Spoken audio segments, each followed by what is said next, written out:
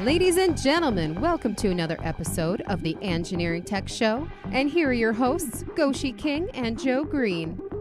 Hi, Joe. Hi, Goshi. So today's topic is a little dry and a little more on the technical side. As dry as dirt. Yeah. But you and I are gonna do our every effort to make that as in layman terms as possible, so that our audience can follow us. That sounds like a good idea. All right. So I have been reading this book that I don't know how long it's been out, but I've just learned about it. And it's called Confession of a Greenpeace Dropout. That looks pretty good. What's it about? Well, this is I've only read maybe like 3 or 4 chapters, and yeah, I'm on to chapter 4. And it's about this guy named Patrick Moore, who is the co-founder of Greenpeace. And he's just talking in general about, how the movement started and where it went and what went wrong, and how he decided to leave it because they had become more anti-science and more politics than anything. And in this, he talks about, environmentalism and the solutions that can help the planet with, quote, global warming, unquote, climate change stuff. So one of the things that I read about in his podcast is that he was talking about alternative, green alternatives to different types of energy measures. For example, for building cooling and heating systems, he threw out the idea that it should be regulated, that the new buildings should have geothermal. Regulated, Jeez. Right? Which is where I departed from him, is because that's really coercion. That's, forcing people to spend money where they might not want to spend money. And I think during the podcast, we will talk some economics of geothermal systems versus some other systems, and that why geothermal is not always as feasible as it should be. Mm-hmm. Or maybe in the future things will change. But as where we stand today, it's not as cookie cutter as, you would like to think. I was like, oh, I'm going to have, this type of heating cooling system in my house, but nope, I'm going to have geothermal instead. It's not that simple. It's tend to be a lot more expensive. And then, we'll discuss some numbers in commercial terms, not necessarily residential terms, but I think the principle is the same everywhere. So, folks, today's podcast is really about energy alternatives, and in particular, we're going to talk about geothermal system, and then we'll explain in a minute what they are and what are the benefits and what are the drawbacks. So let's jump right in, Joe. What do you think? I say we go for it. All right, so we'll debunk Patrick Moore in a second. Not really.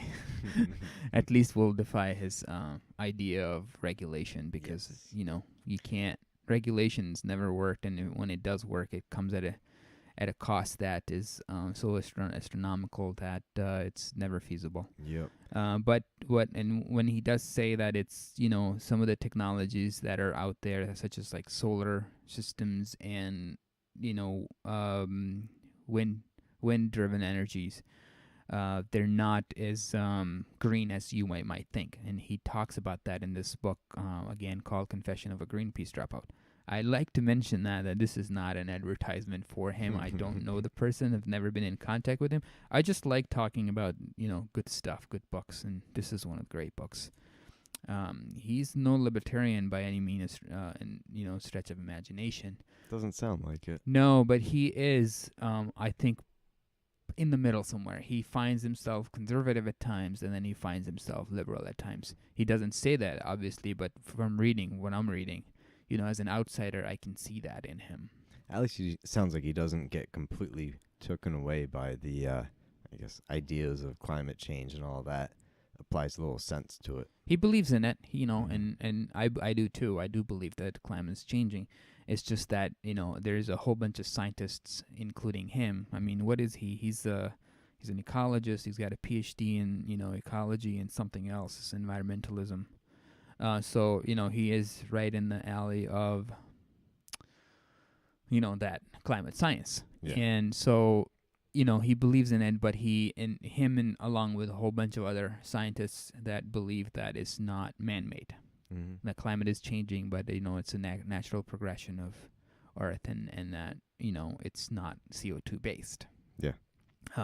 He did talk about, greenhouse effect, and he does believe in that a little bit, that, there are some green gases, and rightfully so, that, can and do harm immediate environment, if you want to go that route.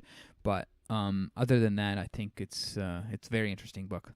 I still haven't finished it yet, so I can't really conclude where he's going to lead, because like I said, I'm only on the 4th chapter. But Ramadan is hard on me, so I'm taking my time to read books slowly instead of.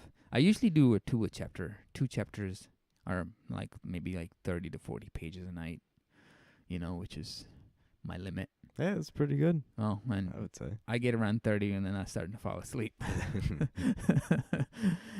So, Joe, what is geothermal? Where's the word geo come from? Geo comes from Earth. Yes. Use the Earth as I would say kind of like a thermal storage heat exchanger, really. You just threw a whole bunch of words out there that nobody would understand, Joe. So you get a bunch of pipes and you run water or fluid through it, and you have these pipes buried in the earth, and then the earth heats and cools it, kind of brings it to a more neutral temperature. How many components you would say the geothermal system consists? Well, obviously we have the outdoor piping. You have your piping outdoors, and then you have probably either what we would call a heat pump indoors, and then you have piping indoors to some equipment possibly. Right, so it's essentially you're thinking is about 3 parts?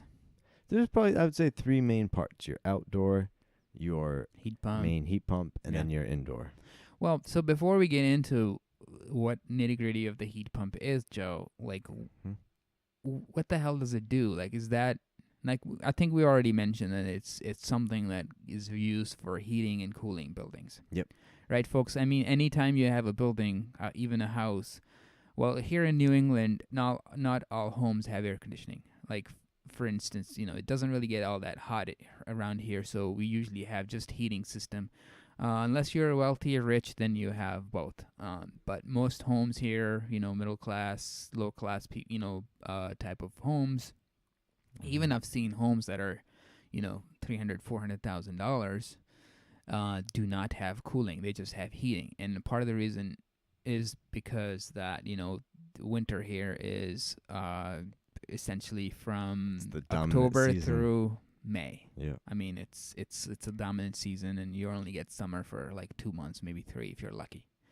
So people, so that's just the residential, but on a commercial end, say you have high school or school of any sort, colleges, or you have office buildings or commercial malls or whatever, right? You would have heating and cooling systems in them, and there are a multitude of heating and cooling systems that you can install. Do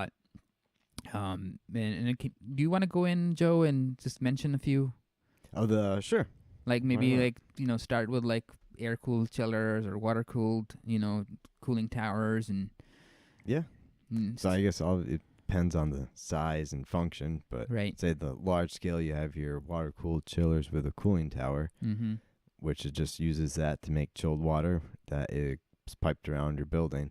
Right. Your cooling tower ejects any of your heat goes from your building systems to your chiller, and then your chiller rejects that heat to another water loop that goes out to your cooling tower. Yes. And then the cooling tower rejects that heat out to the atmosphere. Correct. So your heat just goes basically from your building out to the atmosphere, more or less, and then you use that kind of not a regenerative cycle at all, just a one-way system. That's right. And one of the caveat with this system is it's just cooling only. So you would need a supplemental, or not supplemental, but a completely separate heating system. And that could be a boiler system. That boiler, it could be fired from oil, natural gas, propane. And again, that's based on, depending on, what's the size of the building, how much heating you have required. And that's not including any plumbing. Sometimes you can combine the plumbing with it. Sometimes you have a separate domestic water heater system, right? Yeah.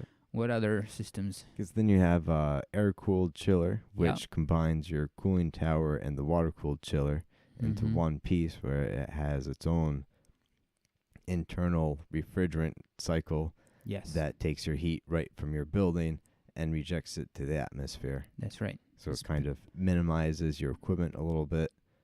It's usually, I guess, better for smaller buildings, smaller systems. Right. And then again, for systems like that, you would need a separate source for heat, and that could be again a boiler or a steam plant that is that you can use some plate and frame heat exchangers or actually tube and shell heat exchangers to do heating for your homes or your whatever building is not homes. Yeah. It's usually not seen in the homes, but yeah. So for residential, Joe, what are the typical that we see that are very common across the country? We see a lot of, at least for the cooling side, you see a lot of people just put in the little window AC units. That's that right. You can get from Walmart or Very somewhere inefficient. like that. Yeah. Very, very inefficient. They're energy hogs. They use a lot of power, even though they sometimes come with the Energy Star ratings. Yeah. But that's in their own category. They're not really. We don't necessarily recommend them. Nope. But I guess you are seeing the little heat pumps, little split system heat pumps are getting, I think, a lot more popular. That's right. And probably a lot more common to get them installed. In the engineering community, this type of system is considered maybe the second most efficient systems, even though they're mostly electrical. But you can get them in one or two different ways for residential, which is you can just get them as cooling only, or you can get them as a heat pumps, which is in the summer they're providing cooling, but then they have a reversing valve in the refrigerant systems, without getting too technical, that then in the winter provide heat from the outside. So it doesn't matter how cold it is out there, there's always heat present. And they draw heat from the colder climate, and then bring it inside to your home, into your evaporator coils, which is inside these little air conditioning units, and air blows across that coil. Air comes out hot, and then it keeps you nice warm and and toasty, comfortable. yep. Nice and toasty, exactly. What other systems? I think they were pretty much covered here. So that's probably the main overall generic summary. Yeah. So then comes this geothermal system that is essentially not necessarily complex, but maybe larger in size. Not necessarily visible, but larger nonetheless. So what happens is that based on how much cooling or heating do you need for your homes or your buildings, that determines the size of the well. Now, what is the well, Joe? Well, there are a few different kinds. Typically, in our area, at least for commercial businesses, the main kind would be a vertical geothermal heat exchanger. For that one, they take your pipe and they drill maybe 500 feet down. They install this. It's made out of HDPE. I forget what it stands for, but it's a kind of like plastic, a or plastic. Is it, yeah. Okay. Could it be copper? Some systems do copper. There is this system that uses refrigerant instead of water, or a water solution, as your heat exchanger fluid. And I think for that one it uses copper. Okay. Yeah. Yeah, so it can be a mixture of water system that's that has antifreeze in it. Usually propylene glycol or ethylene glycol, or some sort of mixture. Usually 30-40% of it. Yep. Or it could be complete refrigerant. you know what type of refrigerant is it? 410A or is it something different? Gee, good question. 410A is probably the most common one. Yeah. Yeah, because which one is the one that's obsolete now? The R22 R22. is phased out. I don't believe you can make it. You can probably still buy it for a couple, I think, till next year. Yeah, that's what I heard. So, any chance 410A is phasing out? Oh, yeah. It It is? will be, I'm sure, eventually. They're Yeah. already working on other Yeah. refrigerants now to replace it. So there are two reasons why the refrigerants are used, and again, it's a little more technical, but one of the reasons why is that the refrigerants don't freeze in our standard climates, and the other part is that their boiling point is very low. It's like 410A boiling point is like 50 some odd degrees Fahrenheit, and it so because of that, it has these properties where inside a compressor or a heat pump system, you can easily convert it, using multiple techniques to change it into a vapor or back into a liquid form. I think it changes into liquid form right at the evaporator coil, but to get it back to a vapor form, you need expansion valves in the compressors. So, but because of their refrigerant properties, the boiling point and so forth, that it makes it possible that you cannot do with water. And even if the geothermal system is all water, inside your heat pump, you have a separate refrigerant system that is paired with, this water coming in. So you have a heat exchanger on one side, and these systems don't ever mix. They better not. Yeah, that could be. Well, I mean, geothermal is a closed loop system. Yeah. So even if they didn't mix, I don't know how dangerous could it be, but it may drop the efficiency of the system. Yeah. But it's not necessarily immediately dangerous. Leaks can be dangerous because 410A, the refrigerant, is heavier, and it's not toxic itself, but what it does is it dissipates oxygen. And so it can get in your lungs and all kinds of things. Although we should mention that no one's ever died from refrigerant, not at least in USA. Yeah. And that's coming from a sales rep. I don't really know that for sure. All right. So what else, Joe? So okay. So you talked about the well and the pipes that go to it, and then they come back into the building. Now what?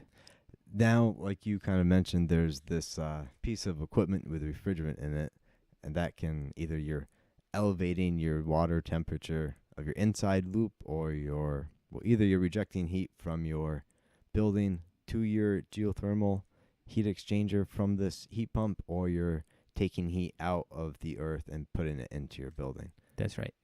And then it gets circulated around and keeps going. So Yeah. the benefit, over the summertime, you get to reject heat into the earth, you store it up, and then over the winter, you extract it all out, kind of letting the earth warm up as the summer goes along and then cools down over the winter, hopefully maintaining kind of a balance. So explain the mystery of the earth, because, okay, sun is beating up on it and it's warming up the earth. What is the temperatures that earth is? So do the temperatures vary a lot between winter and summer, or are they within a degree or two? Once you go down probably like 10 feet or so, it's pretty steady. Is I it? think the top, 5 feet will vary quite a bit with your seasons. It lags, maybe a month or so. But once you go down a little bit, it's pretty steady. What do you think the temperature is? Our area is probably like low 50s, 53, 54. Mm-hmm. If you go south, you get obviously warmer and warmer. If you go into maybe Florida, that area, it's probably at least 70s as your average temperature. I even Maybe heard like warmer. 82, 83 degrees Yeah. in some parts of the country. Yeah. So folks, we're up north. We're right by Canada. Yeah. So we're up pretty cold Arctic areas. Yep. Yeah, we get figuratively. Yeah. But that's okay. Mhm. Yeah, and so, like you said, that the heat's driven out of the house in the winter. I'm sorry, heat's driven out of the soil in the winter, brought Yes. into the house, and then in the summer is driven out of the house back in. And then there's a set of pumps that are used to circulate that water between the heat pump and the wells. And like I said, the wells could be 500 feet deep, or they could be horizontal, right? They can be like, I don't know, 10 feet below the earth, and then they can just go, Yes. instead of 500 feet deep, they could be just 10 feet or 15 feet deep, and then they can go, back and forth, back and forth. And the size of how many wells do you need and how much piping you need depends on how small or big of a system you need. Yes. So more the heat and cooling demand you have for a building, for example, if you only have 10 rooms, you may need 2 wells. If you have 200, you may actually need 20 something. Sure. Right. And there is a method to this madness. Yeah. Engineers get together and they calculate how much you need, and based on that, your system is designed.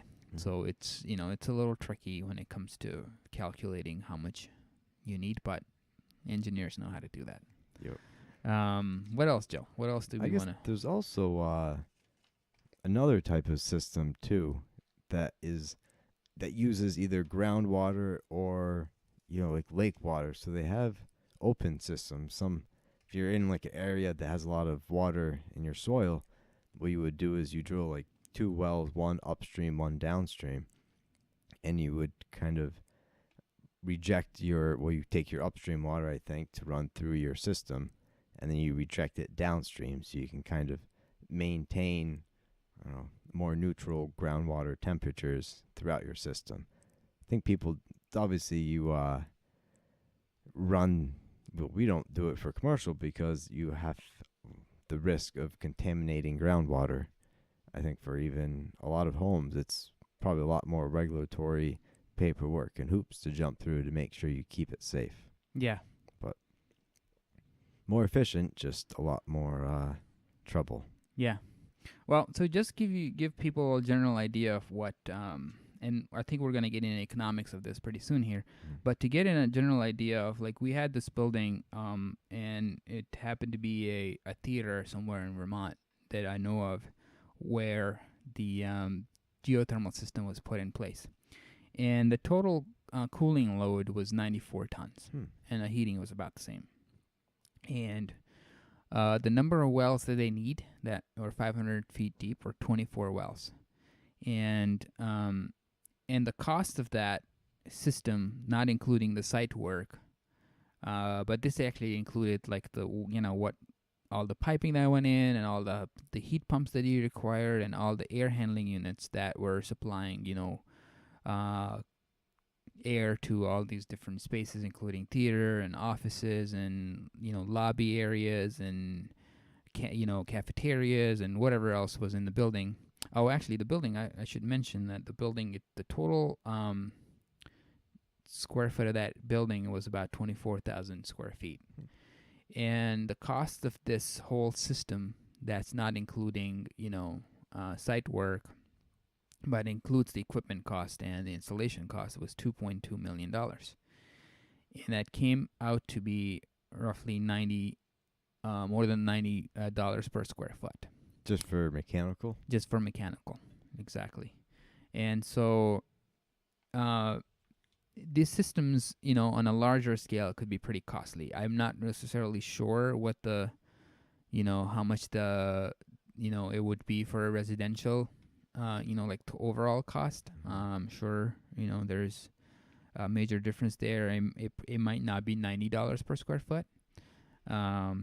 Because you have to also remember, like, smaller contractors, lesser fees, right? Yeah. But the alternate to this, closest alternate, is the VRF system. And a VRF stands for Variable Refrigerant Fluid? Flow. Thank you. Thank you for correcting me there. So variable refrigerant flow systems are essentially heat pump systems that can or optionally can provide heating and cooling simultaneously if they're heat recovery systems. But essentially they're heat pumps that are use the heat and cool systems, and very similar to the residential systems we talked about, where you have a condenser, this machine that sits outside, and you have these little cassettes or wall mounted or ceiling mounted different types of cassettes that are located inside the building, and they have refrigerant pipes running to them. and depends on your settings. They provide heating or cooling or cooling. And I've also did some comparison in another building, which was a dormitory building, and the square footage of that building was about 19,000 square feet, and the system, the VRF system, it obviously had no earthwork, but it mostly condensers that sat on the roof, and air handling systems and cassettes and refrigerant piping, and some stuff like that. The cost of that building was a little over $1 million, and then that came out to be $57 per square foot. And so that's let me do math in my head. That's $33 saving per square foot. And for a building that size, it could be a very massive saving. That's a very good cut. I wonder how they made it so much cheaper. Well, it's two different systems, right? So you don't have to do VRF, yeah. Yeah, it's a VRF system.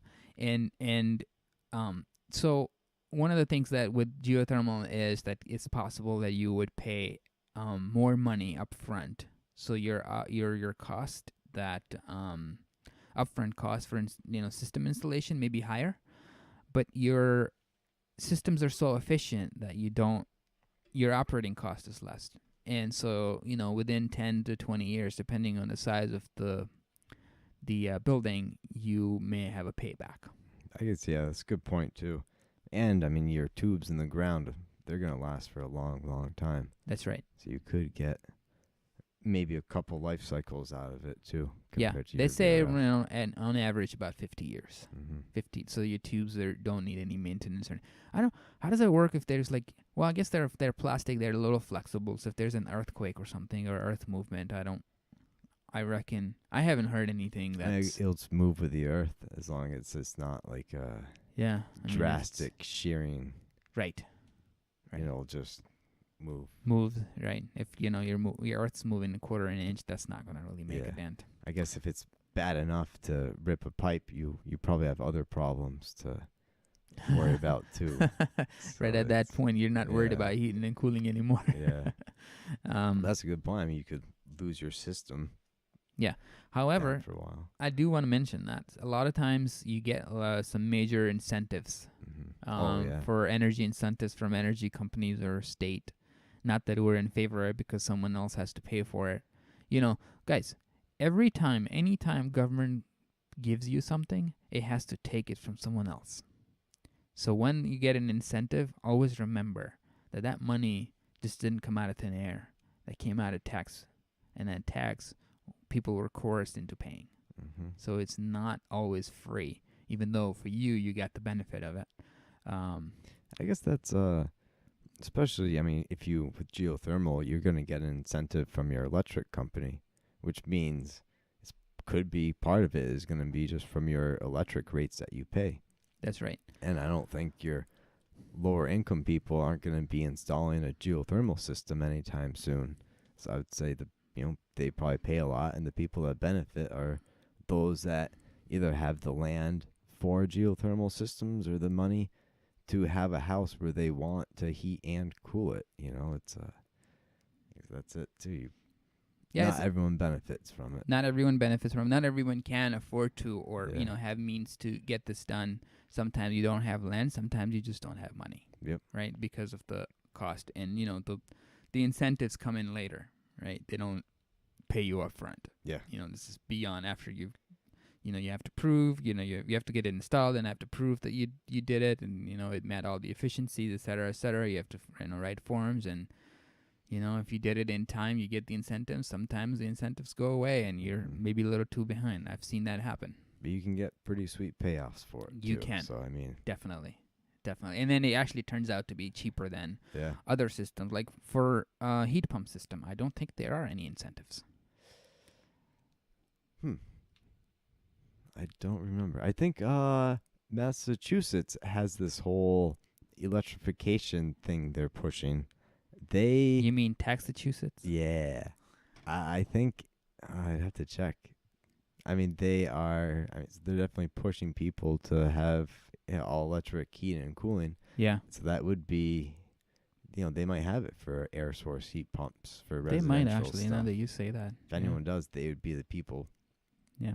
That's another thing too. If you are trying to lower your emissions, and right now, if you have like a pellet stove or oil, I mean, if you have natural gas, that's great. And you want to switch to geothermal because you think you're going to be doing the environment a solid, you'd have to check and see where your electricity comes from. Our area is pretty clean, but some areas that might be more coal, you could end up doing more harm than you are thinking, just because you're very using good point. more dirty energy. That's right.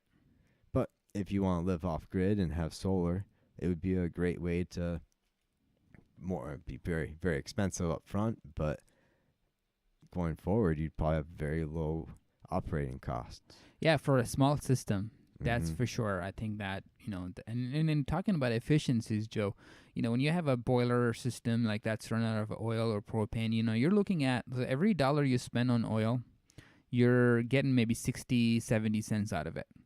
Whereas on geothermal systems, well, I don't know. I think heat pumps is like every dollar you spend, you get $2 out of it. What is it on a geothermal system? You recall, Joe?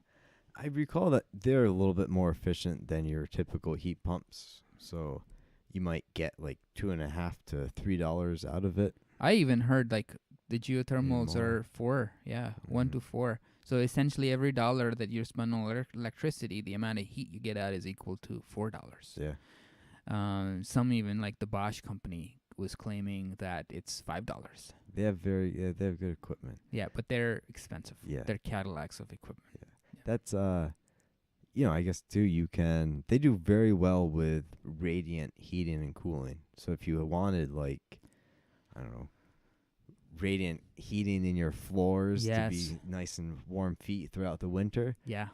I mean, they're great for that, where you can use more mild temperature sources for your heating and cooling. Very, very efficient. Not to give them any more boost than we already have, but they also have like some hybrid systems where you can integrate their solar panel systems and other heating sources to your geothermal, and and sort of they have prepackaged things that you can integrate with each other, which is pretty awesome. I think for that, I mean, if you live in a really cold area, you can almost store heat from the summer even better with like some sort of solar thermal. That's right. You can really warm it up. Yeah. Yep, definitely. Well, that's all I had for geothermals. Do you have anything else to add, Joe? I think I am all set on it. It's definitely an option. If you're building out there, you should check it out. Yeah, do some research. We recommend it, and if you guys have any questions, leave them in the comments of the podcast, on any of the avenues that you like to use, and we'll be happy to, chime in on our quote-unquote expertise, not so expertise. But before I wrap up, I have one small current news. As we all know, Huawei was banned in the United States, and Google was not going to support it anymore, and for their operating system, Android operating system. But Huawei has come out, and I'm not so sure if it's official or not, but they're going to be or they are working on their own operating system, and it's called Arc OS, and they're going to be toe-to-toe with Google Android, which is great news for Huawei and wherever people are using it, so that they're not stuck with old Google Android operating system. A lot more operating systems, probably a lot more phones too, I'm sure. Oh, yeah. Huawei is a massive company. I think it's like the second largest telecom company in the world, and they make not just phones, but everything else. And from what I remember, there is just a standard Huawei series of phones, which is, I don't know, like a dozen of them. And then you have the Honor series, and they have the Redmi series, and some others. So it's like they have a whole bunch of products, and obviously they are big enough to come up with a product. And I'm happy that there's going to be even if it's on a smaller scale for now, a competitor to Apple and Google. I mean, there's got to be. We need to have someone, I mean, there's open source alternatives available, right? Like Lineage OS and other things, but they're not as user friendly, especially if you're not tech savvy to how to install them. And I mean, even though there's like sources available, but like for my father and my mother, they don't know. They're not going to be able to. So they just want to grab a phone and that has this feature. And and I have the Honor 7 something, I think 7S or something like that. It's a relatively newer phone, and it's big, it's nice, it's flawless, it's fast, and it's got the Android system on it. And the Honor, if it's going to, if I switch it to anything else, I don't know. So if my father wants one of those, he just wants to open the box and he wants it to just boot up and work right from the beginning. Yeah. Like if he wants to download an app, he should be able to download an app. He should be able to, do everything else that, these phones do these days. If the interface is a little bit different, no big deal. I mean, Facebook has changed a million times, right? And we all have accommodated to. Yeah. And should not be using Facebook, you guys. It's but nonetheless. Yeah, people complain and then they adapt. Yeah, exactly. That's just it. Like they're, once you start to use something, it's a second nature. You just get used to it, and then you get too used to it, and you're like, don't like change. Yeah. Then it changes in like 6 months, and you have to redo the whole process. Speaking of change, though, it's time to wrap up this podcast. So thanks you all for listening to this podcast, and we'll see you next time. Please subscribe to us via iTunes, Stitcher, Google Music, and YouTube. And visit us on engineering.tech. This was Engineering Tech Show.